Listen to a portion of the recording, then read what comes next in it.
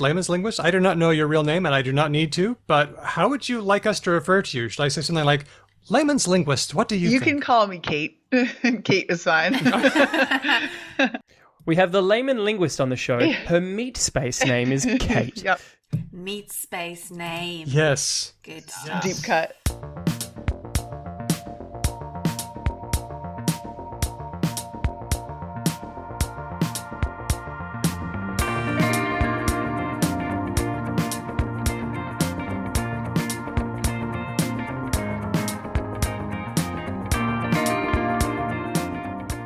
Hello and welcome to this episode of Because Language, a podcast about linguistics, the science of language. I'm Daniel Midgley. Let's meet the team. He's an educator and the winner of Best Hair in Carnarvon 3 years running. It's Ben Ainsley. I've got to be honest, it's an easy comp because hair and teeth are in short supply in Carnarvon. I did not mean to make enemies of everyone in Carnarvon. It's okay. We have one listener in Carnarvon, and that person arrived here by mistake. Very good. She's a linguist and the inventor of the color fluorescent gray. It's Hedvig Hugard.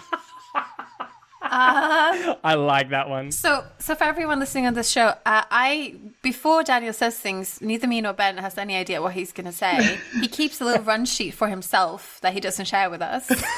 Of course I do. And what does that mean? Does it mean that I'm trying to make boring fun? That's top 5 for me, by the way. That's top 5 of the two of us. You like that? Which was the top one? The one where I burned you both scorchingly? Oh, that was too real. No, I didn't hear that at all. That was Bottom 10. I don't remember that. Yep. I've blocked that out. Don't remind me. that was too much like therapy. 2 on the nose. Fluorescent. We have a very special guest co-host. If you are on Linguist TikTok at all, you know who this is because she owns the game. It's the Layman's Linguist. Welcome. Hi. It's great to hear you. Welcome. I know you don't do a lot of shows, so Nope. this is special. Yeah. Little Because Language exclusive. Yeah. It's the first. For anyone who's not familiar with your work on TikTok, what do you do? So TikTok is, I'm on and off on TikTok. I like mostly sharing everyone else's linguistics TikTok videos. That's my favorite thing to do because there's so much on there. I feel like I'm a curator of linguistics TikTok for the Twitter experience, you know? Okay. So yeah, there's a lot of stuff on sign language. There's stuff on, new tech coming out for linguistics. There's a lot of, I would call them linguistic dialectal activists kind of standing up for, non-standard English and stuff like that I really enjoy sharing with the broader linguistics society. Oh, pish posh. Your own original videos are none too slouchy. Yeah, they're so much more popular on Twitter than they are on TikTok. However, all of my students have found my TikTok. So all of my comments are from my students now.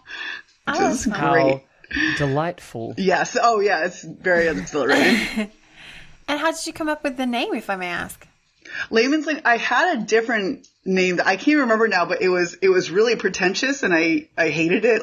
I immediately hated it. And so I recreated my website, I think within one day. And I liked Layman's Linguist because I was like, well, I have a bachelor's, so maybe take it down a notch, maybe have a realistic view of myself. And then I kind of really leaned into that. I like that. I also just like the life approach of doing a thing and then one day later being like, fucking hate this, light the matches. This is terrible. Yeah. This is destroy it all. Would never speak of it again. Sometimes I'm on Facebook and I see the need for a linguist to have an opinion or clarify something. And I tend to sign off with your friendly neighborhood linguist because I think it's cute because it sounds like Spider-Man. But I think Layman's Linguist is a bit more approachable. I like No, sorry. We out. cannot blow past the fact that you just pronounce Spider-Man Spider-Man From the neighborhood Spider-Man. what? like it just happens to be a guy fine. Jarl Peter Spider-Man. Edmondson. This is how surnames work, Ben. Yeah. Peter Parker Spider-Man. God, I can't believe this is the thing you're going to... Oh, look. It's Superman. God. I'm sorry, I very rarely stand anything, but you can't be calling Spider-Man Spider-Man. It's like it's a vitamin made of spiders. It doesn't make any sense. Okay. Sorry. Oh, I want you to know that was entirely your fault. Okay. I did not expect that to get that much laughed up. Okay, sure. Yes, on that note, what tips would you have for any aspiring public linguist who wants to up their media game? I mean, honestly, just my greatest fear is also like my number one tip on that, which is the networking thing. I mean, my least favorite part of all of this is trying to make connections because, you know, you feel like you're kind of butting into other people's conversations on Twitter or other social media. You know, it feels like, is this really my place? These, you know, but it went from 0 to 60 real fast once I started having actual conversations with people, with other linguists within the Twitter sphere. And it gave me credibility. It also gave me access to resources. I mean, it just opened up a whole lot of new ways I could expand my own brand, if you will, and also make it more, you know, reliable, making it something that, you know, is actually answering questions that are being asked, that's using resources that people do trust. And that's how I found a lot of that. It's how I found kind of my reputation that I'm building right now. Yeah, no, I think that's really good advice, both for if you want to do like public outreach stuff, but also honestly in academia itself. Yeah. I have benefited a lot from the networks I've made, and it is absolutely, and it is a how do you say, a double-edged sword, like, because if you're not the kind of person who likes mingling at parties and things, not my favorite, which a lot of people aren't, and like thing. I am not in certain circumstances, but in others it is being, a lot of people are smart, but unfortunately you kind of need more than just being Social smart. intelligence is an intelligence too. Yeah, and it's not one that I excel at. It is one that I have learned slowly but surely. So yeah, it can feel very intimidating to start that process when, you know, you're kind of like nameless. If you're like fresh out of school and you're trying to make your name in academia, like you said, I mean, it can be really intimidating. Yeah. But yeah, just kind of go for it. You start getting a sense for which people are a little bit more welcoming than others, perhaps. And you just start making better connections that way. For example, you can write fan mail to a podcast you really like, and then you can become a co-host. I can highly recommend just giving people compliments. I've walked up to people at conferences and been like, I really enjoyed your talk. I thought this thing was really smart. And like not having a smart question at all, not having anything like to add, but just being like, that was really good. Also, because like academia is often a negative place where most of the feedback you get is negative. So when someone comes and just says the basic thing of like, that was, and you shouldn't lie. I enjoyed that. You shouldn't say it if you don't mean it. Yeah. I should underline that. But you can actually just go up and say to people that what they're doing is good, and they'll be like, oh, who are you? What are you doing? Yeah, they're always very surprised. Hedvig's guide to success in social situations is just unbridled flattery. Just find cool shit and plug it. Very good. That's it. Yeah. Now, Nikolai on our Discord channel was curious, and what I ask unto the layman's linguist, I ask unto all. In anime, sub or dub? In almost everything, subtitles. Yeah. But I mean, unless it's something that's already really campy and cheesy, and then just like lean in and then dub, you know? Okay. Yeah. How about Ben? Let's go to Ben. I was a massive otaku growing up, and so I have this like borderline pathological like dubs are the devil, like they're Satan's instrument, blah. But if I have to be like really honest, I will admit that most of the Studio Ghibli dubs which have been done by Disney over the years are tight as a drum, right? Like your Porco Rossos and your Princess Mononokes and that sort of stuff. I will definitely enjoy and love reading those in subtitle form and hearing the wonderful, wonderful voice acting that went in with the Japanese cast. But if I am also being honest, being freed up from having to read that dialogue and to be able to see just the breathtaking genius of Miyazaki undistracted is pretty great. So I will say subs always, dubs for the Miyazaki, so you can get that sweet, sweet prettiness all up in your eyeballs. Very good. Hedvig. Sub or dub? Oh, it depends on if I'm eating at the same time or not. Currently, Steve and I are watching Hikaru no Go, which is great. But we also like to do it while we're eating dinner. So we do use subtitles, but it is, But if we're not eating, that is easier. But usually sub, yeah. I feel like subs can be a learning experience. Yeah. Look, if that's true, I managed to not take up the gauntlet that is that learning experience over like 11 years of watching just a despicable amount of fan sub anime illegally downloaded from like IRC servers and stuff. I knew no Japanese by the end of that. It's so embarrassing. Let's try some words that I've learned from anime. Mate. Okay. Nope. Means wait. It's like when people are running ahead of other people, they say mate. Yes, I understand what wait means. Oh, Thank sorry. you. Okosa, otsusa, like words like that. I know some family words. Yeah, okay. You knew they were family words. There you go. Hey, good job, little camper. That's so good, Daniel. Your patronization perfectly matches my inner monologue as well. And speaking of patronization, this is a special bonus patron episode. So if you're listening to this soon after its release, it's because you are a patron, and thank you for supporting us. You are helping us do the work of bringing linguistics to everyone, and you're helping us to make transcripts of these episodes. And if you're listening a few months down the road because you're not a patron, well, thanks for being a listener. You're helping to support the show as well. But if you can spare even $1 a month, then consider becoming a patron. That's patreon.com/becauselangpod. You goddamn Patreon shill. Our live show is coming up for Lingfest 21. It's on the 1st of May, 7 p.m. Perth time or 11 a.m. UTC. If you're a patron, you can listen live. We are going to be having some great conflicts in semantics. We've already seen what happens when you turn the air conditioning down. Oh, don't even get me started. No. We do not need to revisit this, okay? We do not need to open this can of worms. The whole show is basically getting Ben started. Mm-hmm. That's the title of the show.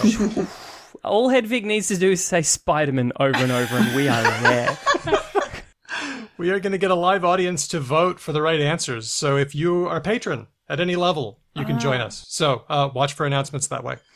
And if you're not a patron, you can listen later. I like this idea of democracy in language use. It's good. It's just usage. Yeah. Yeah. And some uses are more important than others, i.e. our patrons. Exactly. I mean, because who really counts? Like a good Western Democrat, I believe in it insofar as it perfectly matches my values, and then I hate it. Up to that point and no further. That's kind of how it works. All right, are we ready for some questions? Yeah, let's do it. Let's go. Okay. This one is from Pharaoh Cat on our Discord channel.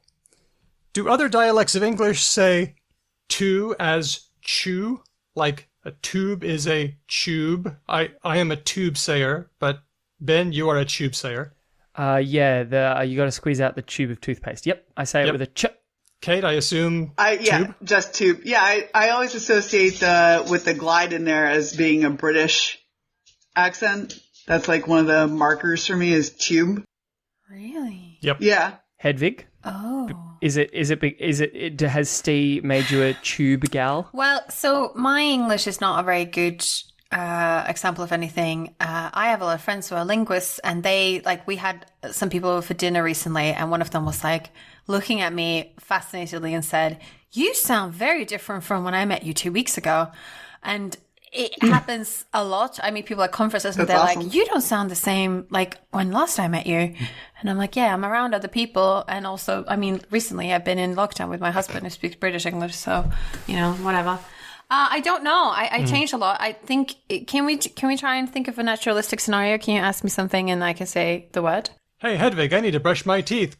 Hand me the thing. The tube of toothpaste. Yeah, chew. Oh, it was like a midpoint. Tube. It was halfway. Half tube. I'm going to get the tube to the, like, if you're in London and you're getting the underground. The tube. So it's got the glide and maybe not the... Out of interest, if you wanted to direct me to a really good online video, what website would you usually do that? YouTube. Yeah, see, it's more of the T. It's more of the YouTube, T. definitely. I'm not the YouTube. standout. Oh wait, no, I can do that too. But then there is a glide though. But she has the glide after the T still. The Yeah, I did tube. Tube. YouTube. Hedvig, if you were a superhero, your superhero name would be Ms. Fungible. There's that word again. Yeah. So are we saying that Hedvig is tube, but not quite all the way to tube? Right, that's what I would say. Palatalized a little bit, but not like so far that it's pulling the T into that ch Into zone. a cha. I feel like YouTube is a different. YouTube is a different word.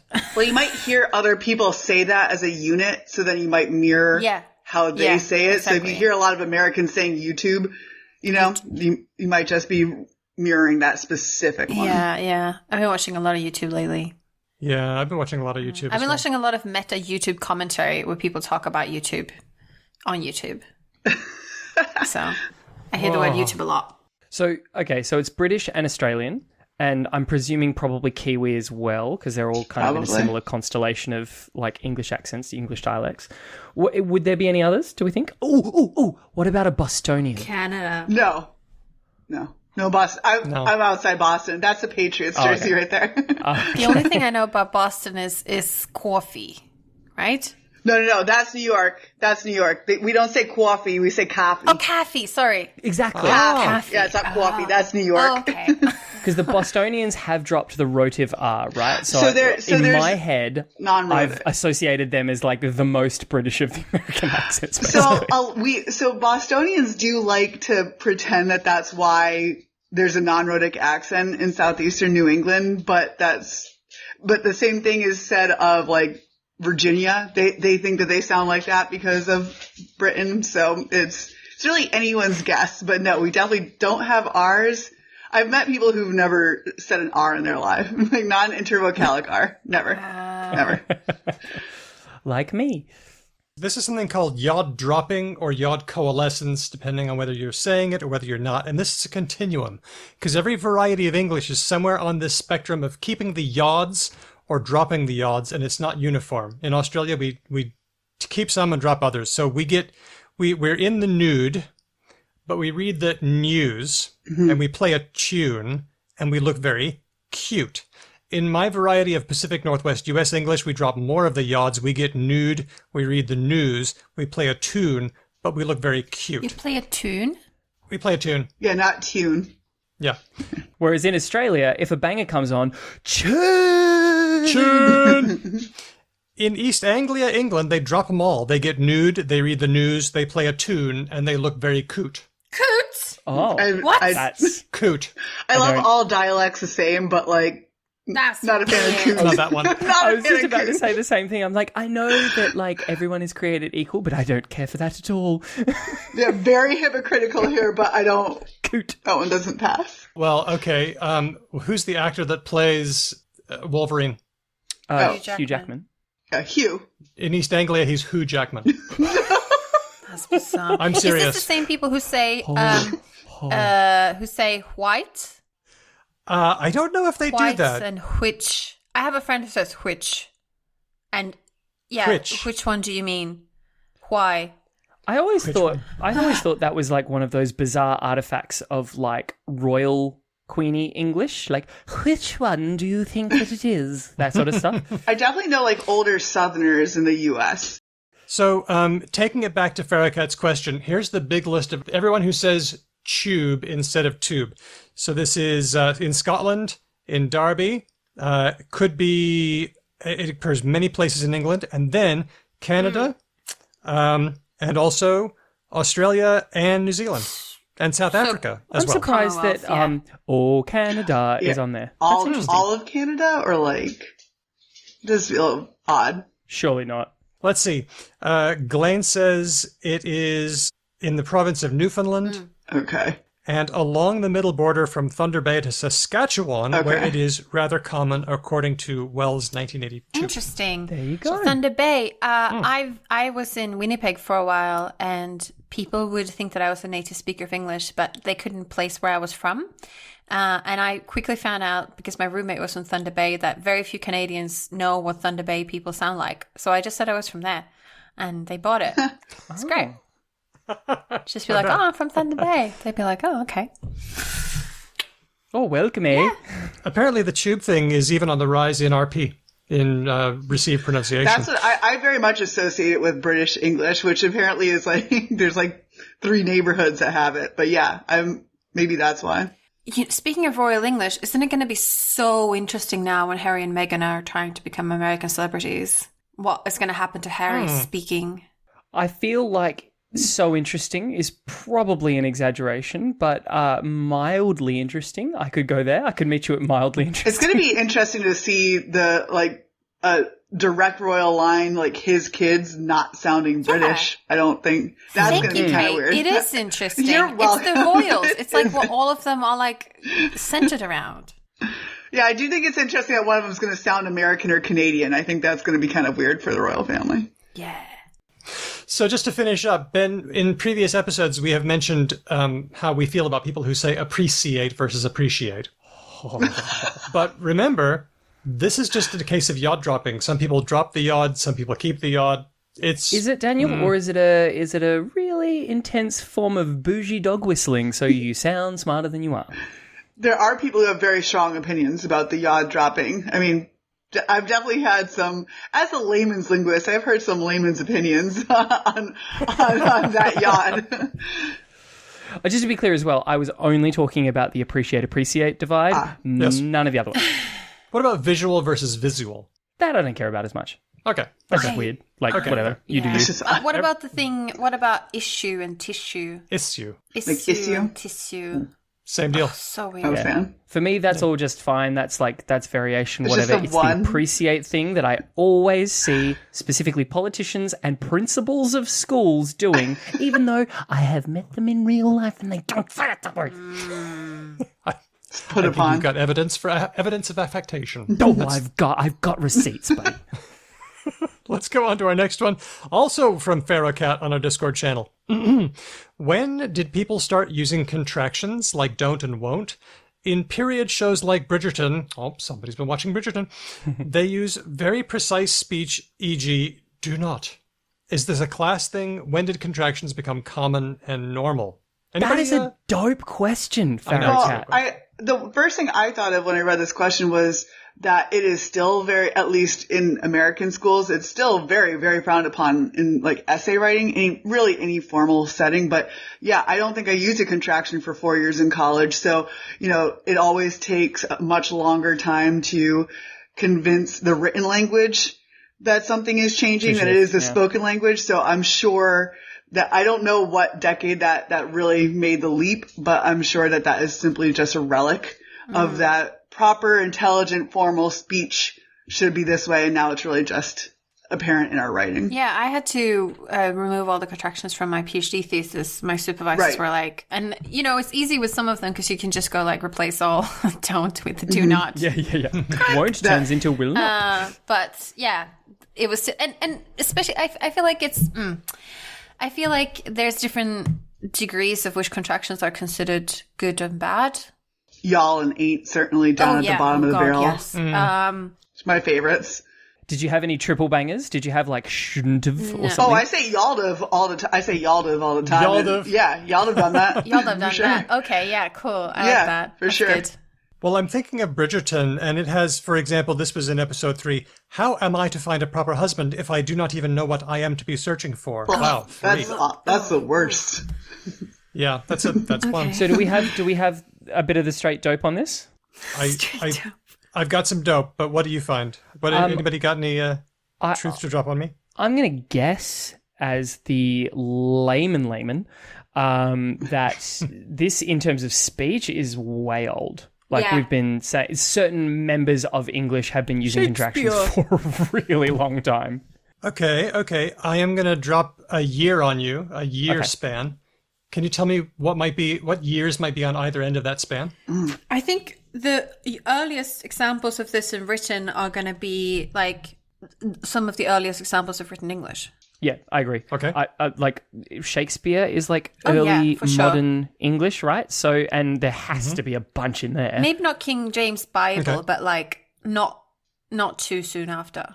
So you think, Hedvig, that we're going to see like maybe pre-1600, because King James Bible was 1611. Yeah. So 1600 on the not contraction side, and then maybe like 16 something on the other side? Sure. Okay. Any other guesses? I reckon, no, I'm going to go older. I reckon before English looked like English. I reckon there's like contractions in Beowulf and shit like that. Yeah, as far as the existence of contractions in written English, pretty far back. But as far as them being accepted in common, I think it'll be a little bit later than that. But as far as, the existence of one, sure. Well, here's what we got. So I'm looking at don't and won't and can't and couldn't. And I found that they all switched in writing from not contracted to contracted about the same time. Oh. Right around 1670. Oh, wow. Oh. See? Nice. See? Okay. Nice. So Shakespeare was largely uncontracted. Really? Yeah. Largely. Dryden was really contracted. Like we start seeing won't in 1710. We see can't around 1721. So back pretty late for some of these. Don't 1704 and couldn't right around by the 1670s. So something was going on in that period from like 1670 to about 1710 because all the contractions are popping up. But hey, wait, there's a separate thing here, which is like we don't know how long a do support, so using do's like that might have also not been a thing. Because didn't we looked up before this funny thing the English did for a while with negative prefixes, like I am British, I'm not British. Oh, I amn't. Yeah. So it could be that specifically the do are, a bit special, maybe. And then there's also the idea of like, is this only entering English simultaneous to a period in like romance literature when people actually start writing naturalistic speech? Well, it's also when people started having more access to writing. Like you didn't necessarily have to be a member of academia or the church, or like you could just like be a guy who wanted to publish a pamphlet. Like pamphlets were big. You didn't have to be the firstborn son of the Earl of Leicester or whatever. Yeah. Just throw something on the printing press real quick. That is an interesting point because the emergence of the novel, especially Jane Austen, because remember, Bridgerton is supposed to take place about 1813. And yet they speak like they're from the 1600s. And why do we have this idea that by 1813 they were still speaking uncontracted when these contractions came in the 1700s?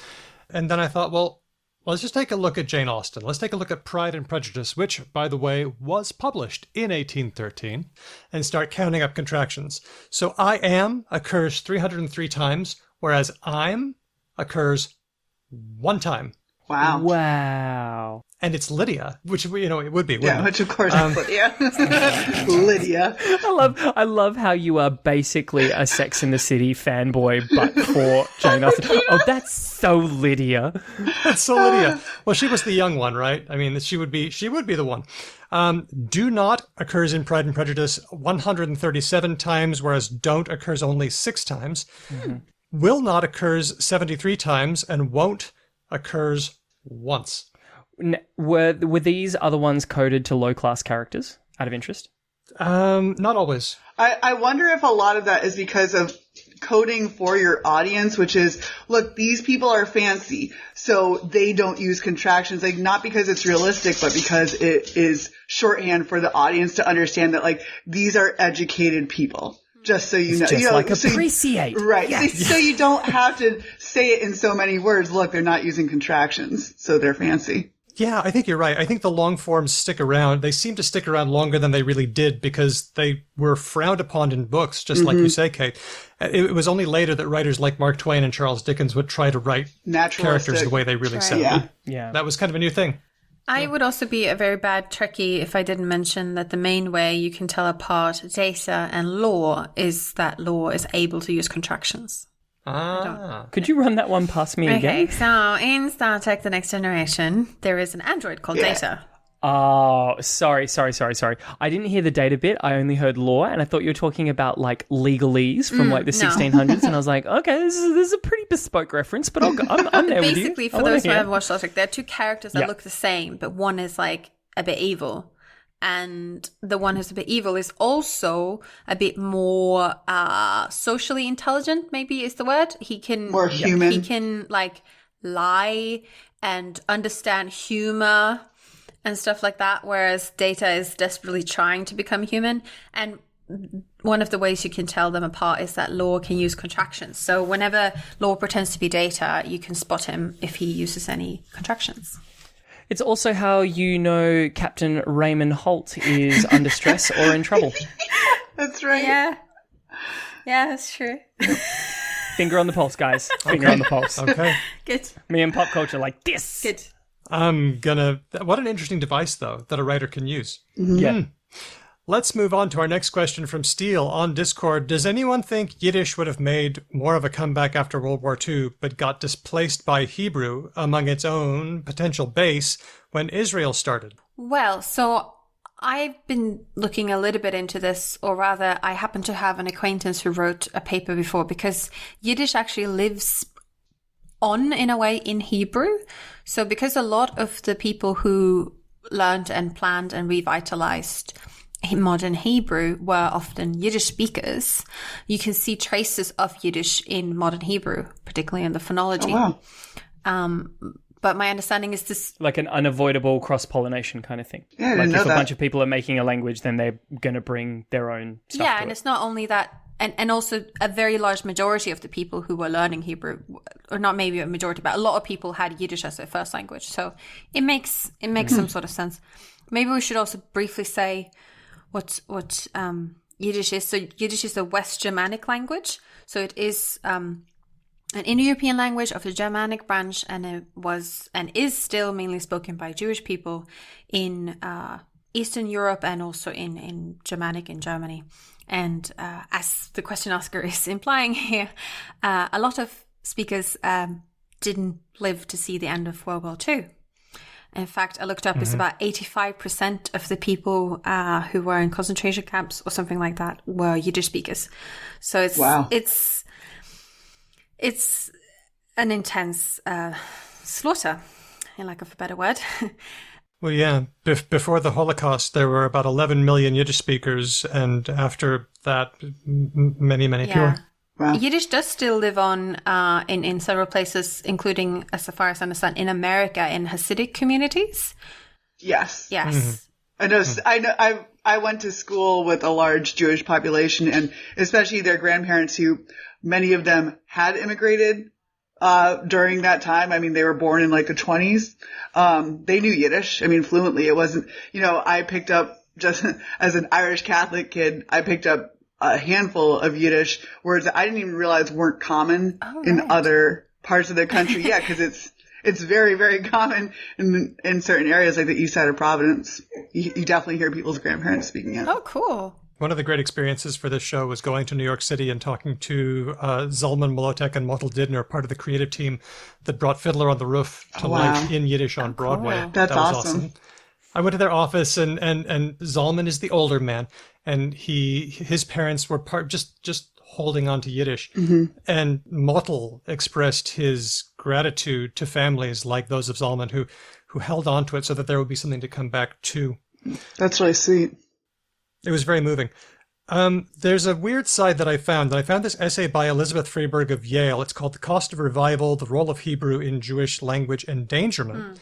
There's a link on our blog, becauselanguage.com. This is her undergrad assignment, so I don't want to hang too much on it. Please do not dig up my undergrad assignments. But Fair. But Claire Bowen was the supervisor, so it's a really interesting read. And what I found was kind of surprising. I expected competition, right? I was like, oh, Yiddish is coming up. Oh, but wait, Hebrew's coming up too. Too bad for Yiddish. Da-da. What I didn't expect, and what was mentioned in this article, was the overt hostility that Hebrew revitalizers had towards Yiddish. Yeah. Absolutely fiery hostility.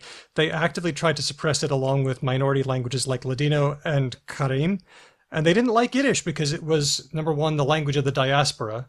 Number two, it was super European. It didn't seem to them like authentic. So as Hebrew succeeded, it was a minority language that was being revitalized, but it also kind of was a majoritarian language that endangered other languages. Yiddish, for example, it was stigmatized by the Israeli government. When there were Yiddish plays and things, they were broken up by Hebrew-speaking protesters, and the audience members were harassed. This is a quote. Rabbis preached that Yiddish was treif or non-kosher. One rabbi is recorded as saying that Yiddish was more treif than pork. Wow. Yeah. Wow. Yeah. So that was going on. That's how important language is to nation-state building. I mean, it's a bit of a special example in the case of Israel because they built a nation-state and revitalized the language in quite short amount of time. But if you look at larger time scales and nation-states to build up elsewhere, having a language and standardizing it and punishing variation and exterminating variation and other languages spoken within your realm is a thing nation-states do. That's part of the idea. But then how do countries like Switzerland and stuff just like casually rock 3 majority languages? Be That's like, no, it's good. I actually I was talking to a Swiss friend of mine recently. She said something that's a bit anti that because the Swiss apparently value diversity a lot. I believe their national motto is one for all for one or something. But it's Musketeers. The idea of plurality. Shamelessly cribbed, but fine. I know. But so they Switzerland is made up of lots of cantons, and in each canton, usually you speak majority French or English, German or Swiss German, and you speak different dialects. And she said that when you move to a new place, so she had moved from Bern to Zurich, you shouldn't switch, you shouldn't accommodate. So she kept speaking Bern Swiss German in Zurich, and even Zurich speakers there would not like it if she conformed to them. Like everyone should stay. Everyone should stay in that. Yeah, right. Almost like enforced diversity, right? Like stay diverse. Yeah. Don't mold and also yourself. she said a big part of being Swiss is the idea that they're only Switzerland and Swiss out of choice. It's not something they're forced to. So like if a canton ever wanted to go like Liechtenstein and like break away, that should at least theoretically like be possible. Do you see? They're supposed to be like a collection of little states, not a state. So that's quite an unusual case. I think definitely Switzerland is unusual. Mm-hmm. Good old Ben bringing the edge case into the middle. Yeah. There are other places, like Vanuatu has as their national motto, I believe, strength in diversity or strength in plurality. So there are other places that are a bit like this. Well, I guess it's worth taking a look at places where there's solid language diversity. I'm sure this has been done, but like politically, when there's more than one official language, how did they do it? Like, what are the motivations? How strong are the languages? Yeah. Because sometimes you get countries where they bring and they say, this is also an official language, and it's not spoken by a lot of people, but it's culturally very important. Well, it's an indigenous language often. Yeah. So for a lot of it, it's just showing respect, I think, I mean, America, for instance, doesn't have an official language, but, you tell about half the country that. Yeah, just like Australia. And they have some opinions about that. But I think for a lot of them, it's especially I've seen in Africa, a lot of countries in Africa, because they just got completely bulldozed linguistically and pretty much every other way by European countries and colonizers, that just because the majority of their country speaks French or English or something now, I can see why they have retroactively said also these very important indigenous languages that are still very much spoken by the people. Where does India sit these days? 5, 6 official languages? They also At least have different official languages for state levels. So states within India can have more or less as well. So it'd be interesting. I know, I think Gujarat has at least 4 that is officially supported by like the state or the province government. So I reckon India would be a great place to measure that stuff. Yeah. When I was in Canada as well, I was in Winnipeg, which is Manitoba, which has the largest French-speaking population outside of Quebec. And there are some rules that say that you should be able to speak French in official business. There was a man who was famous for consistently like refusing to pay parking tickets unless he could get them in French and stuff like that. But it was clear that was most people were just submitting to English, I think, most of the time. What? Oh, can you guys? One of the 3 other linguists currently on the show with me will be able to pick this. There is a very famous book, which I believe got turned into a movie, about a Chinese or Japanese man who falls in love with Irish culture and the Irish language, not English, but like Celtic Irish, and teaches himself it, and then goes to Ireland having read like this one book, expecting, as a bilingual Irish Japanese speaker or something, expecting to find a country full of people who can speak Irish, and no one can. Does anyone know the book I'm talking about? No, but that's so familiar. It's really interesting. I was once told about it by an Irish poet who was like, it's basically like a book for Irish people about how maybe we should be a little bit more into our own language. I would love to track it down. So if anyone is listening and knows what the hell I'm talking about, could you please get in touch? Because it has been burrowed in my head for like 11 years. I have a friend who works in like anthropology and comparing Jamaican music industry to Korea, and she gave me an example of a Jamaican music artist who came to Australia and thought that don't know how, but he thought that Australia was majority brown Indigenous people.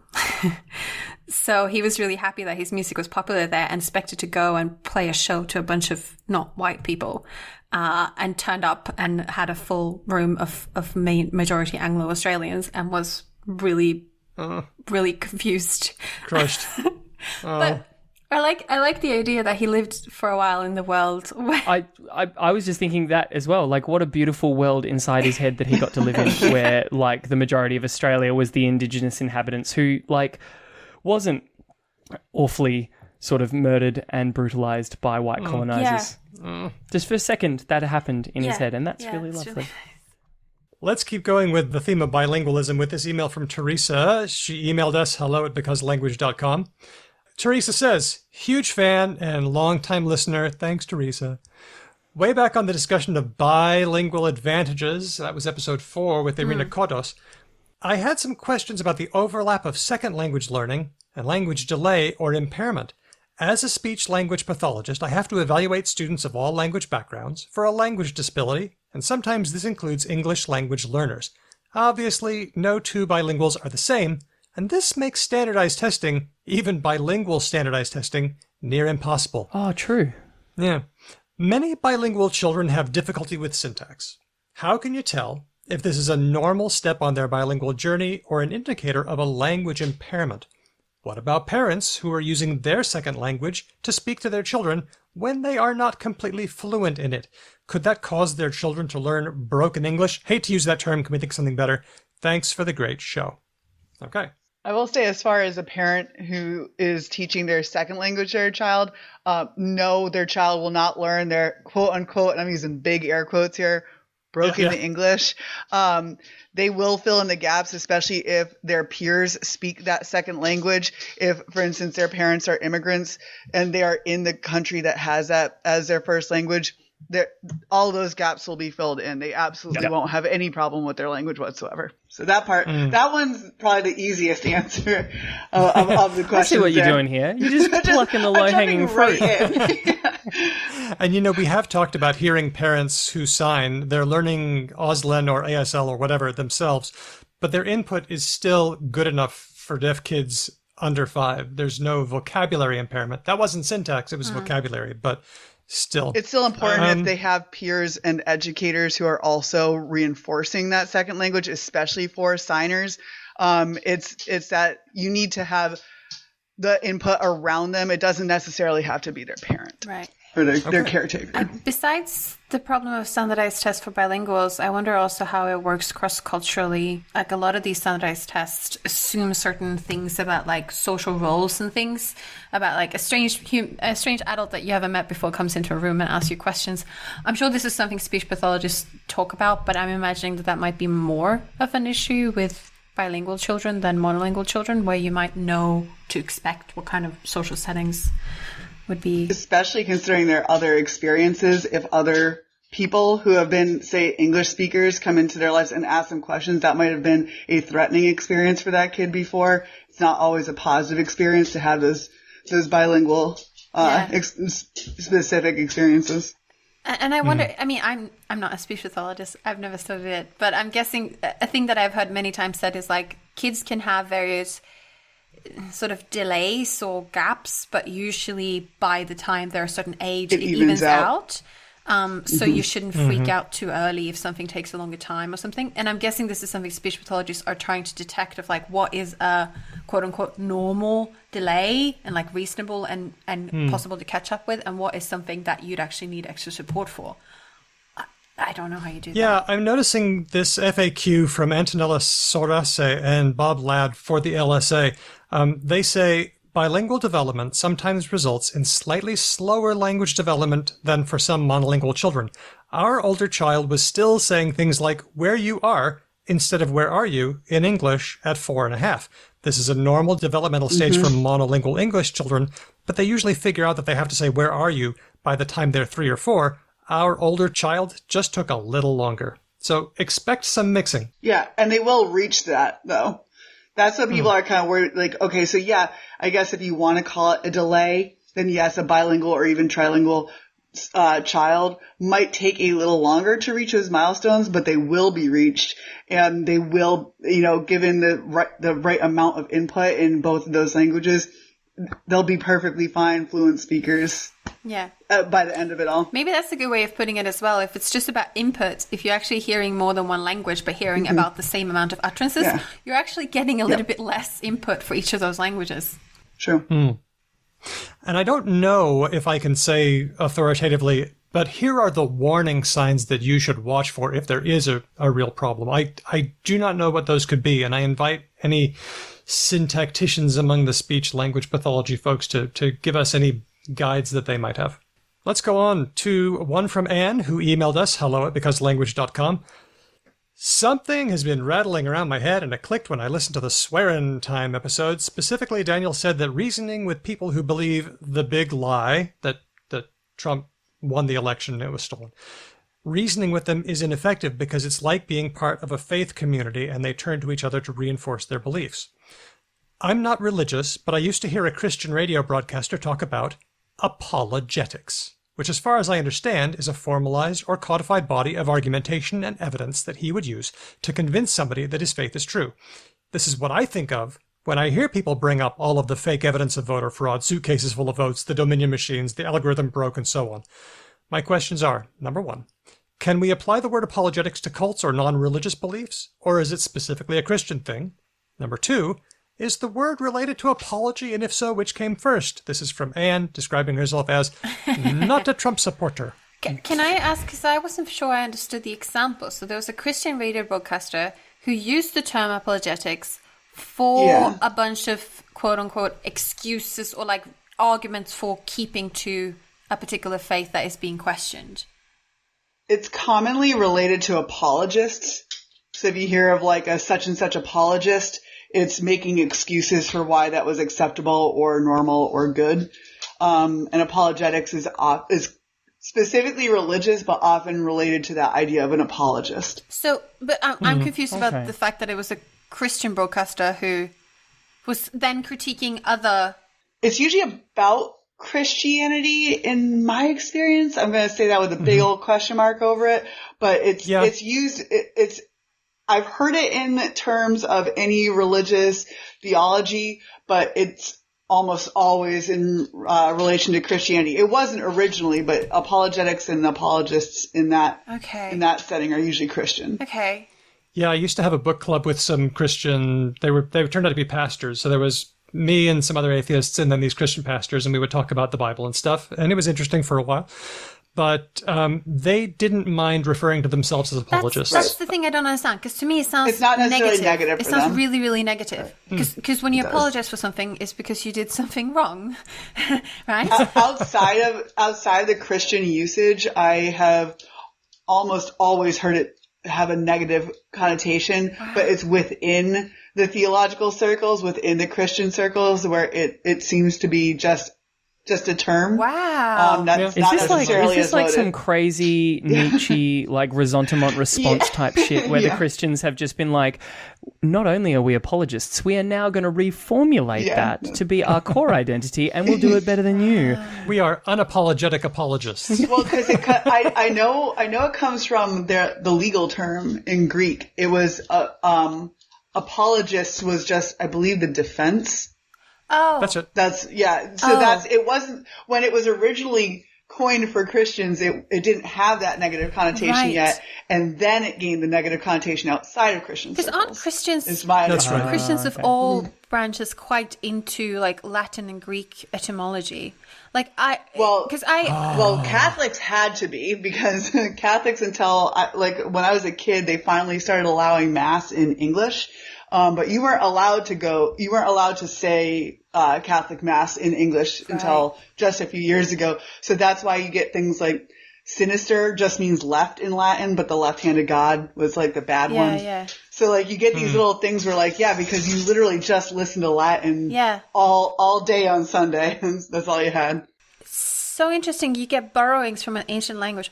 When I went to Samoa, I stayed with a Methodist pastor who has since passed. And when he found out I was a linguist, he was very interested because in theology school, he had learned about like Greek and stuff. Yeah. And he wanted to talk to me about ancient Greek tense constructions and whatever. And I went to a Assembly of God. To which you were like, sure, yeah, I was like, let me just give him a little ancient Greek dictionary. Yeah, okay, fun. And it's like, about these ancient, migrations in the Middle East, like 3,000 years ago, people movements and stuff. He was so into it. And I went to an Assembly of God, some Sunday school in Samoan, where most of the school was about Greek articles. And whether or not God is the word or a word. Yeah, the translations for the Septuagint especially, people are like, well, that wasn't right, that's why you get to include. Oh yeah, that's so into that's it. Big in theology school. And they were and it was it's just ancient Greek. It's very interesting. They're very into it. Yeah. Yep. Kate, I'm curious. Would you mind telling us how you know all these things? So as someone who never went to church, probably the only non-baptized Irish person in Rhode Island, I just found it like objectively fascinating. My cousin, who is deeply Catholic, got me a Bible for Christmas when we were kids. And then she got mad the next Christmas I saw her and I was like, okay, so I really like the part with the dragon. She's like, no, you're not supposed to just sit down and read it. That's not what you're supposed to do. You're supposed to get lessons. It's like, no, hear me out. There's a dragon. So you were straight to the Lutheran interpretation. You were just like, oh, this is all personal, baby. I am just cover to cover on this bad boy, and I'll take out any bits I want. Yeah, I told her the New Testament was kind of boring, and there were opinions. But I did also study Latin and Greek and things like that. I found really interesting about a mistranslation here or there in the Septuagint can really just throw your entire faith off. And I just found that kind of fascinating. And where you place commas, right? There's this whole thing. Yeah, it really matters. It really, really matters. Yeah. There's something about specifically, oh God, I can't remember, but there's a Catholic Protestant divide about some comma placement regarding Jesus' crucifixion. Hey, like that company in the States had to pay millions of dollars because of the Oxford comma. Like these things matter. All right. These things have real world consequences. P.S. Oxford commas are amazing and I stand by them. So just to summarize Anne's question, yes, you can use the term apologist for non-Christian things. For example, there's a lot of Google hits for Trump apologist, for example. And yes, the two words are related. The defense meaning comes about the early 1400s, and the sorry apology wouldn't come around until the 1590s. And they're probably related because when you make a defense, you're explaining the fault. Yeah. But then if your defense breaks down, then you accept responsibility for the fault. So that's how those two meanings of apology are in fact interesting. Related. That was a good question. I liked that. I'm interested to know because I definitely had the negative interpretation the first time around. So to the idea that people would describe themselves as it in a sort of neutral way is bonkers to me. I thought it was interesting. Well, I mean, it's not all that different from rhetoric and rhetorical, right? Like the layperson or the common understanding of like a rhetorical question is a question that doesn't really need an answer, whereas rhetoric and rhetorical language usage is like way more ancient and has like a whole like field of study around it and all this kind of stuff. Yeah, somebody could study rhetoric, but if you say he's only interested in rhetoric, then the rhetoric coming out of the White House. Or something. I think Plato even wrote a whole collection of essays called Apologia. Like, I mean, that was very, that was like a very like they very much studied that, and it was very much, I guess, neutral. Yeah. I mean, it was definitely an area of study. Interesting. Good question. Great question, Anne. Thanks. Our last question comes from Austin via email, hello@becauselanguage.com. I'm a new listener, so apologies if this or anything like it has been covered before, but as someone who also grew up Mormon or a member of the Church of Jesus Christ of Latter-day Saints, to get into a whole nother linguistic controversy, I had a question for Daniel. Did linguistics play any part in your decision to leave the Mormon faith? That is a good question. Well, Daniel, let me start off with my opinion. No, I'm kidding. It is interesting how science can influence your life choices elsewhere and the other way around. I was listening to some interviews by some evolutionary biologists who were saying that part of the reasons they asked the questions they did about what is heritage and what is culture was because they had a fundamental Marxist and materialistic understanding of the world, and it didn't make sense to them that ideology would be born into you. So that actively, their political persuasion actively informed their science question that they asked. And the other way around should also be possible.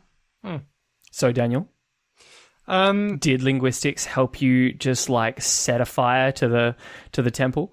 Yeah, two things. One was the Tower of Babel, with the story where God confounds the languages because people tried to build a tower to heaven. It's obviously a fable. No heaven for you.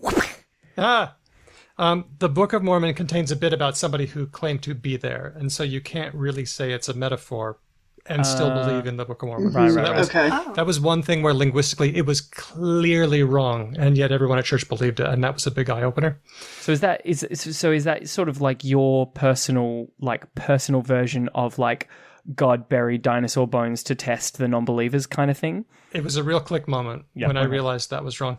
Another one that came a little later was Isaiah. So this one takes a little bit of explanation. Okay. I'm buckled in. I'm ready. So the book of Isaiah is supposedly written by Isaiah, but because there are three distinct bits where they write differently and talk about different things, modern scholarship has figured out that there were probably three people who wrote. Oh, we did an episode about this, right? Like someone put a computer on it and basically the computer was like, well, here are the different authors. I don't know if the computer stuff worked out well. It was mostly just modern scholarship, and it's been known for like 100 years. Oh, okay. Somewhat modern scholarship. Like modern only if you were using the 2,000-year history of Christianity as your benchmark. Kind of. So, in the Book of Mormon, which is the foundational text of Mormonism, there's a character called Nephi who loves to quote long passages of Isaiah from the Bible. And you could say that that's because you had to fill up pages, but you could also say it's because this writer was really into it. Okay, now, this writer called Nephi wrote, allegedly, 600 BCE. That would have been the right time for the first Isaiah to have done his thing. Okay, I getcha. But the second Isaiah and the third Isaiah wouldn't have done any writing yet. So the question is, when Nephi quotes Isaiah in the Book of Mormon, does he only stick to the first Isaiah, or does he accidentally, mistakenly include stuff from the second and third Isaiah, which wouldn't even have been written yet? Because he wasn't really, that's interesting. I'm going to guess, given that the Book of Mormon was laid down before 100 years ago, they pilfered from all three. There's all kinds of second Isaiah in the Book of Mormon. Oh, wow. It's an obvious mistake, and it shouldn't be there, but there it is. So is it, because what I've heard from other former LD, I used to manage a GameStop where all of my employees were ex-Mormons. I don't know why it worked out like that, but they told me it was all or nothing. It was that you had to believe the whole book or you believed none of the book. So if I may ask, kind of ask you that leading question, was the fact that, okay, well, if I don't accept these two slices of this book, then I guess the whole thing gets thrown out, Let me put it this way. Let's say, and I'm borrowing this argument from Richard Packham, let's say that I claim to have a letter that was written by George Washington on the eve of the Battle of the Potomac. Mm-hmm. And it says things like, we've got our boats, the horses are ready, our iPods are charged, let's rock and roll. It ruins the whole thing. Even if there are facts in there that nobody knew, that nobody could have predicted, that one thing kills it. Okay. Right? It's not an authentic document. So those were two things. And then, of course, the thing that other people have said is, why would a God use language to communicate to humans. Right. Language which changes over time, which is imprecise, which is ambiguous, which needs to be translated to different languages. Why? That's what humans would use. Why would God need to use that? God would for sure use telepathy, obviously. Right? For sure. You just know. Or something. Or I don't stone tablets by the burning bush kind of thing. Just a lot of options. A series of like unendingly horrifying mental hellscapes because, of course, their consciousness is so far beyond our own. They just seem like pure terror all of the time. Yeah, I mean, So dark. I don't know how to communicate ideas completely faithfully over time and regardless of language, but God knows, and God's not doing it. Yeah, he could probably piece it together. So, Austin, thanks for the question. I hope that this is what you wanted to hear, and if you want to tell me more about how language relates to your preservation of faith, I would be very interested to hear that too, because I still like to hear about Mormon stuff. Those are our questions. Yay! Shall we? Yay. Whoa. Oh, that was a yay. I thought that was like a hey. Yay! No, it was good questions. I think it was good questions. People sending good questions. Daniel did a good color of the questions. I like it. And I think we had also unexpected moments for Kate to participate, which was great. Yeah.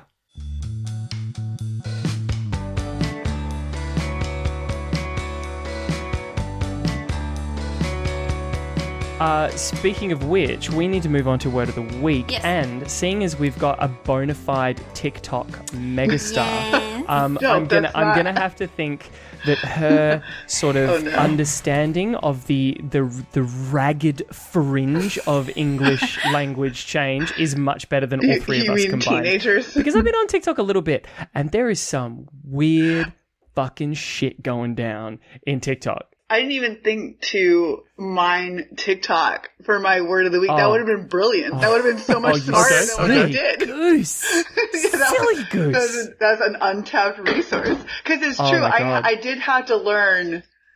Yeah, there's a lot of, I guess for lack of a better term, a lot of slang that I've had to pick up to just like get the comments like at all.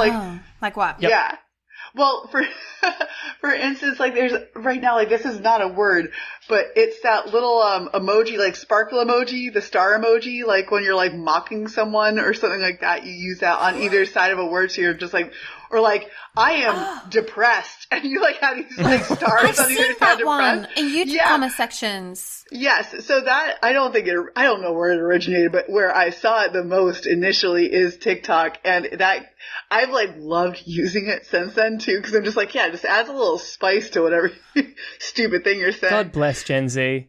God bless them. I thought it was referring to, you know, that animation that I know is from, if it's from Reading Rainbow, whatever, the one that says the more you know. Oh, yeah. Yeah, so you can do it kind of like that. You can do it like very sarcastically. It's kind of like people might use asterisks on either side. This is like just bringing that like full force. By the way, you have just found your Word of the Week. What? Like, Yeah, you this is it. just 100% just like...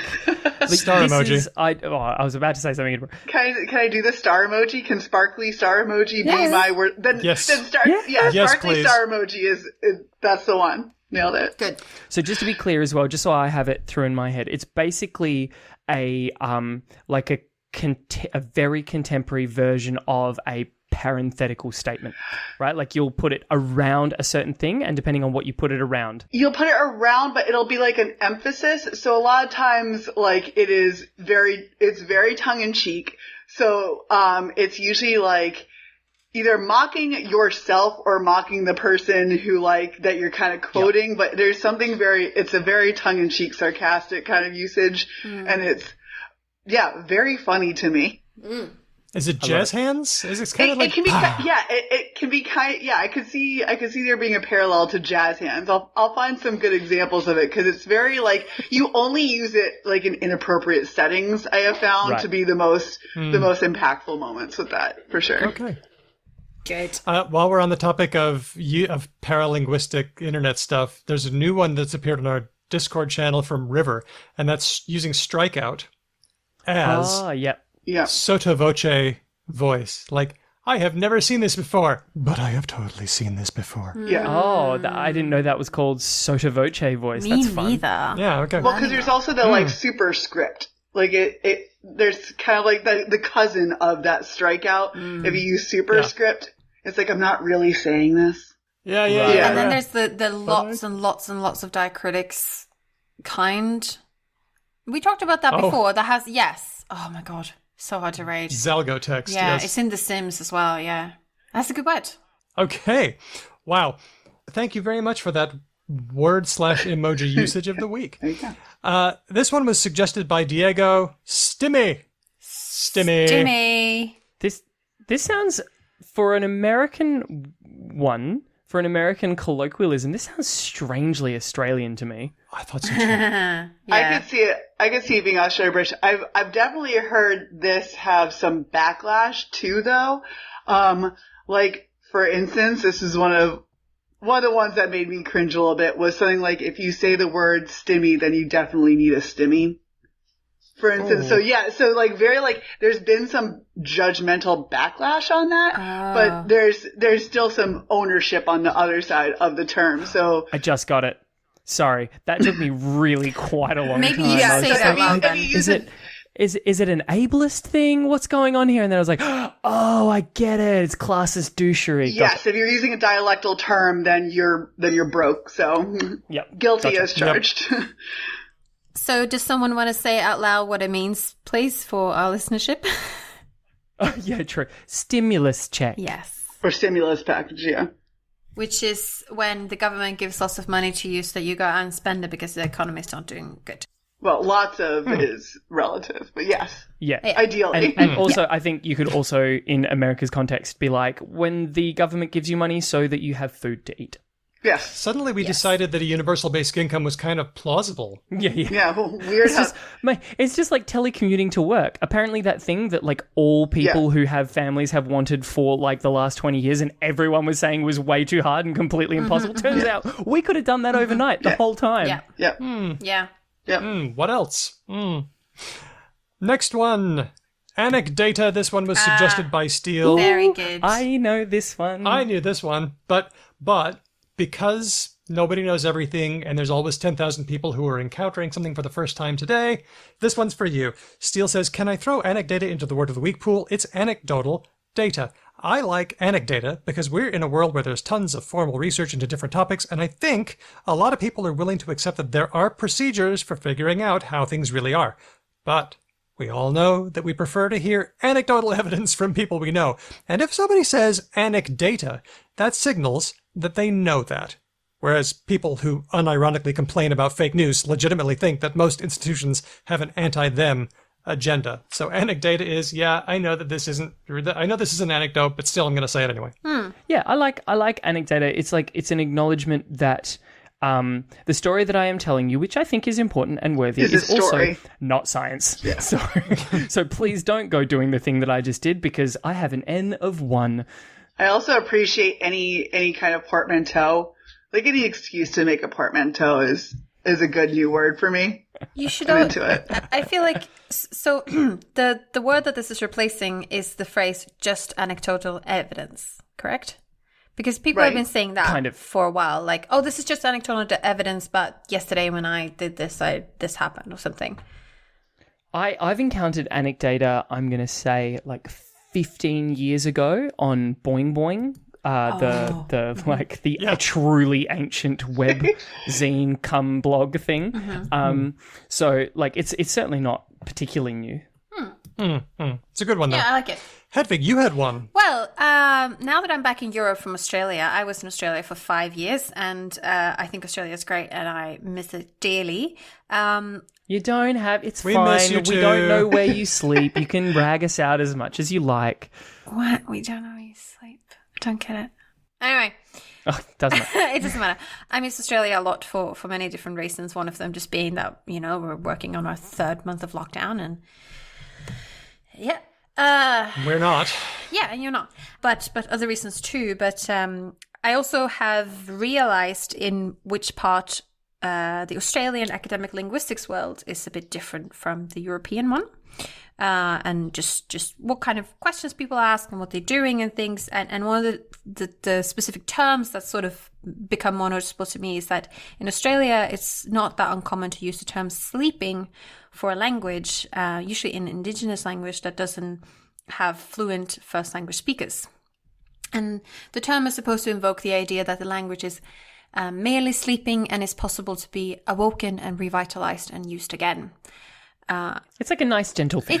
Well, I've heard that a lot recently. I don't know if you know Kelly Wright, but she was actually just talking about that, about how it is not the same as a dead language, that there are intermediary steps between a living language and a dead language. So I think she in particular would really appreciate that that's common in other areas. And it is very common in Australia, and I've noticed it's also common in North America, I believe, for Indigenous languages to use the term sleeping or also dormant.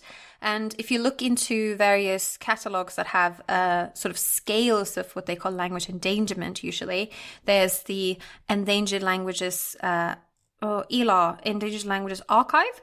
There is the UNESCO World Atlas of Languages in Danger, which is looking like it's going to get a big revamp because we're coming in next year on the UNESCO Decade of Indigenous Languages. So I suspect that website and that catalog will be remade. And then there's also, of course, Ethnologue by SIL International. And some of them use the term dormant as another sort of step in this hierarchy, or instead of the terms dead or extinct. And I thought it was interesting because it's not as much used in Europe, it seems. And I've been asking around for some friends who do work on languages or who live in African countries or in Asian countries. And it doesn't seem to be as much used there either. But it's gaining popularity, and for sort of good reason, because the idea is if you are a person who is looking to revitalize your language or learn more about your heritage, and you look up your language in one of these catalogs and you find it declared dead or extinct, that can be quite demoralizing. Yes. So that's one of the arguments for using sleeping. Then there are, of course, we can talk about, maybe what's the good, like Akkadian or like very ancient languages that existed thousands of years ago and aren't spoken by anyone, and we barely have very little evidence of it. Maybe those languages could be called dead or extinct.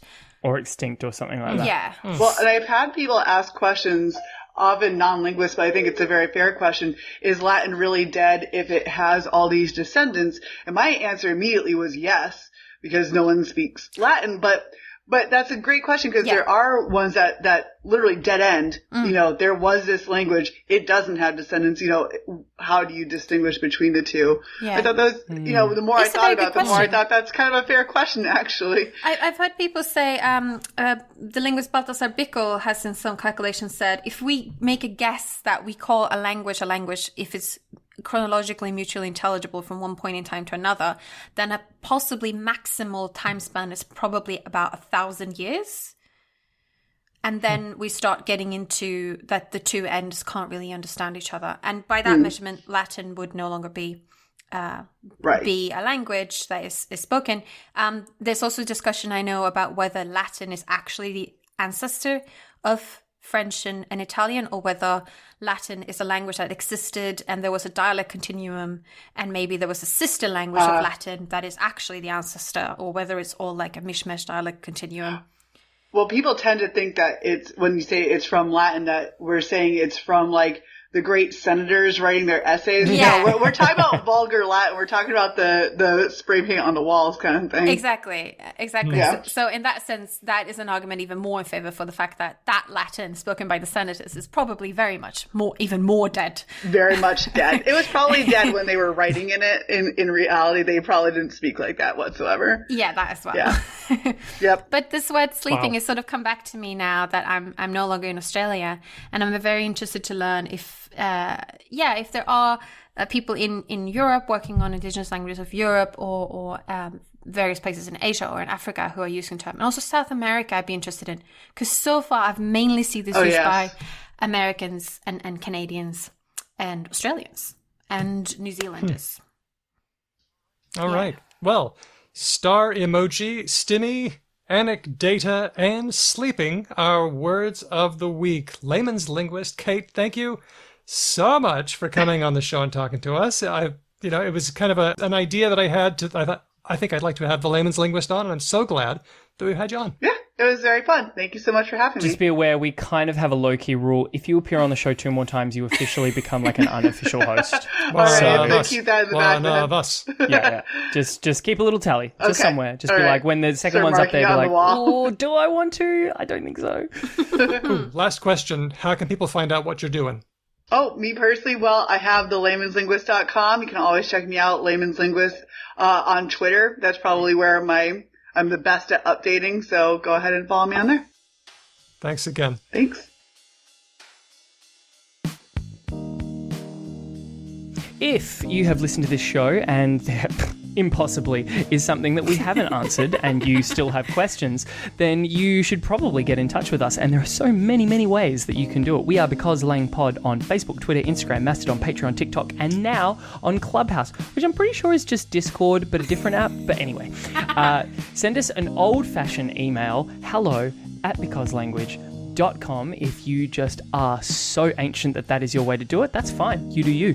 And tell your friends about us, because word of mouth is a really, really, really great way for us to get into the more ear holes of people who want to hear us. You can also leave us a review in all the places that you can leave reviews, like all of the various podcast apps that you use to get your show on your phone, presumably, or like that one person who still listens on their laptop.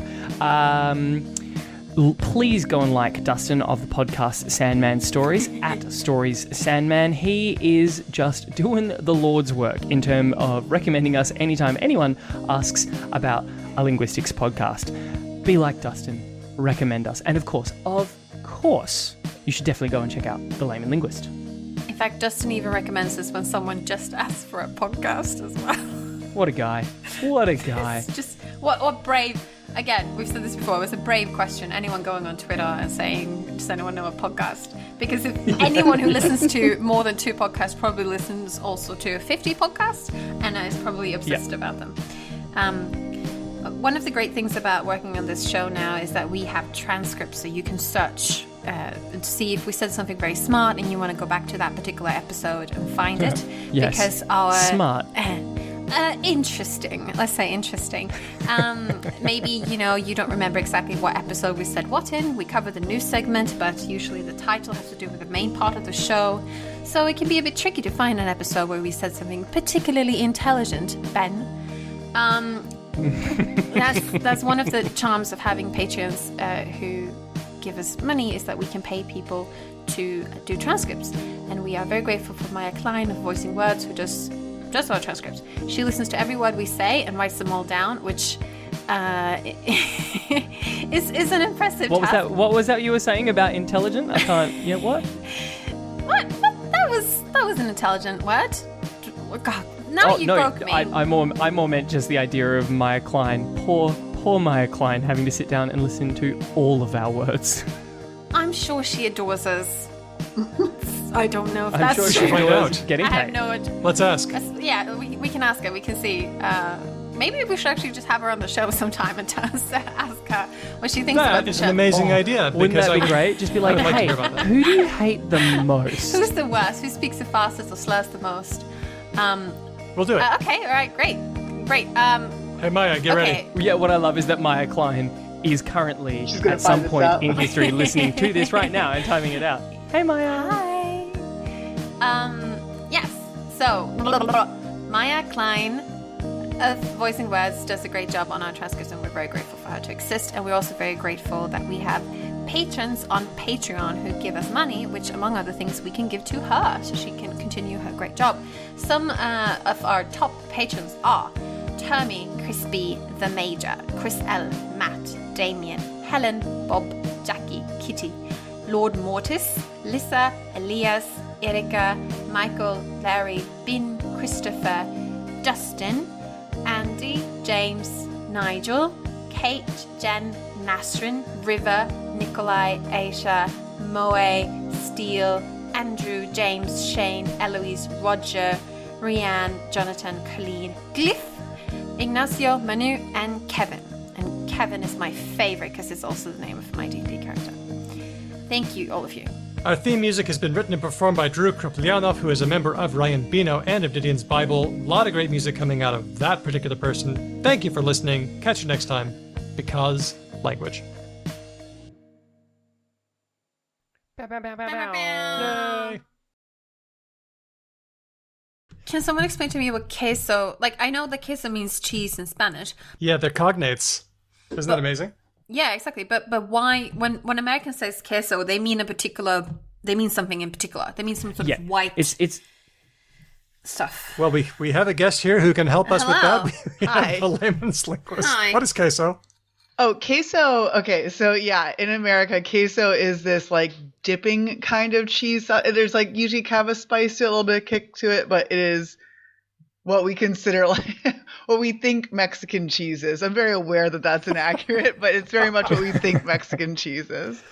Well, one of the fun things I was always taught before I like went out into the world and went traveling and stuff, and it was a red hot tip, and I've loved it ever since, is like when you travel, eat international food foreign to that place because it's different everywhere you go. Like Mexican food in Japan is way different from Mexican food in like Spain and stuff like that. I have found it to be so delightful because different cultures' interpretation of what like I don't know, Brazilian is just it's such a hoot. Wow. I had Pan-Asian food in Poland. Oh yeah. Not to be recommended. There was one item on the menu that said it was like a palak paneer, the Indian style with spinach and paneer cheese, but the paneer had been substituted for tofu. And we all said, "Oh, that sounds exotic and weird and sort of interesting. We'll have that, please." And the waiter, I'm not kidding you, he said, "It's not very good." I appreciate the honesty. That is a service person who is just doing you the biggest solid. Yeah, and we did order it because we were just interested, and it's You not got very to. good. If a waiter turns you off it, that's an ironclad obligation That's like to order crossing that dish. something out. That's like, I want to Yeah. read that more. Yeah. No, it wasn't. It wasn't a good idea. Don't do it, friends. Hedvig told us her most recent meal was filled pasta, which we, through some investigation, figured out was tortellini. What was your last meal, Kate? My last meal, eggplant parmesan. Oh, yum! Yeah. Wow. That confers a mining and defense boost in Stardew Valley. So So there you go. Yeah, no, there's only like Irish and Italian people in my state. So you get like very bland or very flavorful food. There's only kind of like two ends of that spectrum. That's nice. Yeah. I like that. I'm a big fan of aubergine Yeah. eggplant. Yeah. It's so good. This pesto, I don't know if it's interesting, but this pesto had zucchini in it. Oh, that's good. oh. Oh. Interesting. And Daniel, your last meal? Of course, like every night, kids' leftovers. Okay. The remainder of a Beyond Burger that my youngest daughter did not eat. You know, Daniel, and this might come as quite a shock, you are allowed to make yourself a meal as well. But as when a you parent. have access to such delicacies as kids' leftovers, Why would I go anywhere else? what else do you need? Fair enough. I personally prefer my meal with substantially less floor, table, and saliva on it, but that's just me. Additions, flavor. In a concession to good taste, I did remove the bun and give myself a new There you one. go. There we go. Yeah. That's Called self-care. You remove the bacteria sponge, that's good. Self-care. We're all just doing our best here. Okay, Hedvig, I lost you, so let's see if you come back. See, this is how my brain works. I'm immediately thinking about the fact that a nuclear explosion has just happened in Germany. This hasn't reached us yet.